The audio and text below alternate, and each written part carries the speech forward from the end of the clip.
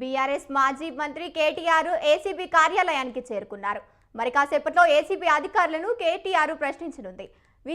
విచారణకు ముందు నందినగర్ మాజీ సీఎం కేసీఆర్తో భేటీ అయ్యి చర్చలు జరిపారు కేటీఆర్. అనంతరం బీఆర్ఎస్ భవన్లో ఆ పార్టీ నేతలు కార్యకర్తలతో మంతనాలు నిర్వహించారు. కాంగ్రెస్ ను ప్రశ్నిస్తున్నారనే ప్రతిపక్షంపై కేసులు పెడుతున్నారని ఆరోపించారు. ఆయన ఎన్ని రాజకీయ వేధింపులకు గురి చేసినా వెనక్కి తగ్గేదే లేదని చెప్పారు. ఏసీబీ విచారణకు పూర్తిగా సహకరిస్తానని చెప్పిన ఆయన విచారణ తర్వాత అరెస్టు చేసే అవకాశం ఉన్నందున ప్రజలు ఇప్పటికే కాంగ్రెస్ బీజేపీ డ్రామాలు అర్థమయ్యాయని, త్వరలో ప్రజలు తగిన బుద్ధి చెప్తామని, మరోసారి జైలుకు వెళ్లేందుకు తాను సిద్ధమని నిజంగా నిలకడగా మీద తెలుస్తోందని చెప్పుకొచ్చారు. రైట్, ఇదే అంశానికి సంబంధించి మరింత సమాచారాన్ని మా కరెస్పాండెంట్ ఉషా ఫోన్ ద్వారా అందిస్తారు. ఉషా, చెప్పండి. గంగోత్రి, ఫార్ములా ఈ కార్ రేసింగ్ వ్యవహారానికి సంబంధించి ఇప్పటికే కేటీఆర్ 2 సార్లు విచారణకు హాజరయ్యారు. ఫార్ములా ఈ కార్ రేసింగ్ ఏసీపీ విచారణకు ఒకసారి, ఈడీ విచారణకు ఒకసారి. ఈ రెండు కూడా జనవరి మాసంలోనే కేటీఆర్ విచారణకు హాజరయ్యారు. మరోసారి కూడా విచారణకు హాజరవ్వాల్సిందిగా నోటీసులు ఇచ్చినటువంటి ఏసీబీ అధికారులకు తను ఫారెన్ వెళ్తున్నాను అనుకోవడంలో కూడా, ఏదైతే ఈ కేసు విచారణకు హాజరు కాలేకపోతున్నాను, గైర్హాజరు అవుతున్నాను అనుకోవడంలో కూడా అతను వెసులుబాటు కోరారు.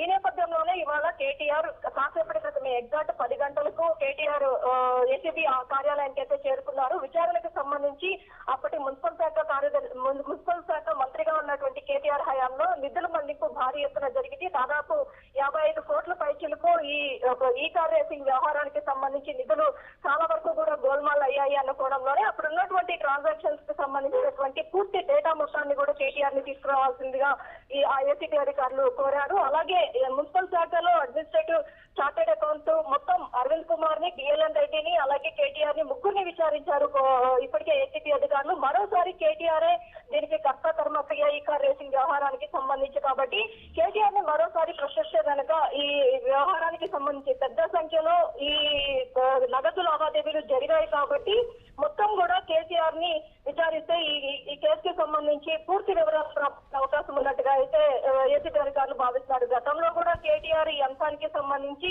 మొత్తం కూడా రాష్ట్ర ప్రభుత్వం బీఆర్ఎస్ హయాంలో జరిగినటువంటి ప్రెస్టీజియస్ ప్రాజెక్ట్ ఇది ఏదైతే ఈ కార్ రేసింగ్ అనేది, ఇందులో నిధుల మళ్లింపు ఎక్కడా జరగలేదు. మొత్తం కూడా బ్రీఫ్ ఆన్సర్స్ అయితే నేను ఏసీబీ అధికారులకు ఇచ్చాను. వారు అడిగే ప్రతి ప్రశ్నకు కూడా నేను సమాధానాలు చెప్తాను అనుకోవడంలో కూడా కేటీఆర్ చెప్పుకుంటూ వచ్చారు. ప్రస్తుతం హెచ్ఎండిఏ మాజీ చీఫ్ డిఎల్ఎన్ రెడ్డిని విచారించింది. అలాగే పురపాలక శాఖ ముఖ్య కార్యదర్శిగా ఉన్నటువంటి అరవింద్ కుమార్ ని కూడా సుదీర్ఘంగా విచారించింది ఏసీబీ.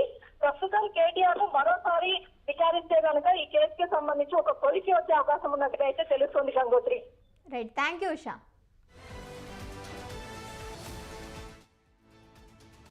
అన్నిటికీ తెగించే కొట్లాటకు ముందుకొచ్చినాం.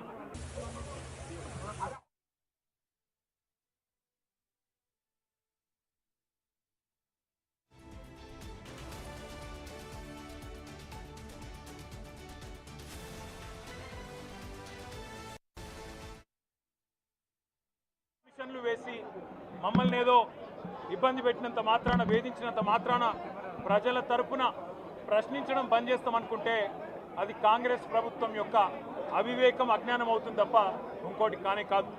పెద్దలు కేసీఆర్ గారిని, పెద్దలు హరీష్ రావు గారిని కాళేశ్వరం కమిషన్ ముందు కూర్చోబెట్టి మీరు పైశాచికానందం పొందొచ్చు. ఇవాళ ఏసీబీ ముందుకి విచారణకు పిలిపించి కొంత మానసికంగా రాక్షసానందం పొందుతూ ఉండవచ్చు. అవసరమైతే అరెస్ట్ కూడా చేస్తారు కావచ్చు. కానీ ఒకటి పక్క, తెలంగాణ కోసం గతంలోనే జైలుకు పోయి వచ్చిన వాళ్ళం.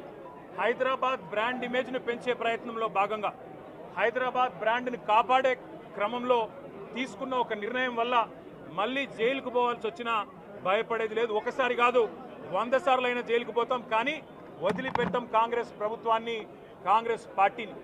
మీరిచ్చిన 420 హామీలు, మీరిచ్చిన దొంగ 6 గ్యారంటీలు, మీరిచ్చిన డిక్లరేషన్లు, ఇవాళ మీరు లోకల్ బాడీ ఎన్నికలకు సిద్ధమవుతా ఉన్నారని చెప్పి వార్తలు వస్తూ ఉన్నాయి.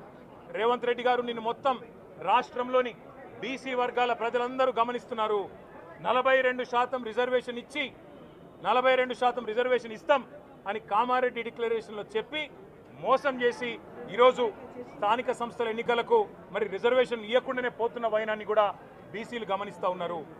రైతు బంధు పేరిట ఎలక్షన్ బంద్గా మార్చి ఎలక్షన్లు వచ్చినప్పుడు మాత్రమే రైతు బంద్ వేస్తున్న విషయాన్ని రైతులు గమనిస్తున్నారు.